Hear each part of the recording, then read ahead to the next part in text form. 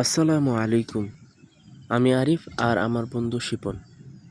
আজ আমরা শশা প্রজেক্টের জন্য প্রথম ধাপ হিসেবে জমি তৈরি করতেছি। ট্রাক্টর দিয়ে ক্ষেত হাল চাষ করা যেত, কিন্তু যেহেতু আমাদের জমির পরিমাণ কম, তাই আমরা নিজেরাই শশা চাষের জন্য কোদাল দিয়ে মাটি তৈরি করতেছি। মাটিগুলোকে কুপিয়ে তারপর ঝুরঝুরে করে নিচ্ছি, যাতে ভিটি বাঁধতে সহজ হয়। আমাদের ভিটি বাঁধার কাজ শেষ, এখন বীজ লাগানোর কাজ। বীজ লাগানোর কয়েক সপ্তাহ পর আলহামদুলিল্লাহ গাছগুলো সুন্দরভাবে বড় হয়ে গেছে।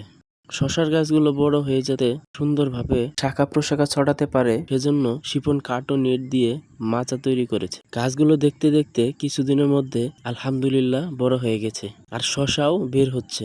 আমরা এবার জমিতে হাইব্রিড শশা লাগিয়েছি।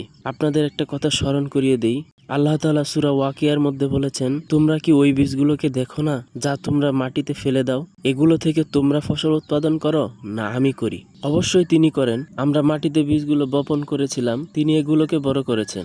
আজ আমরা শশা তুলব।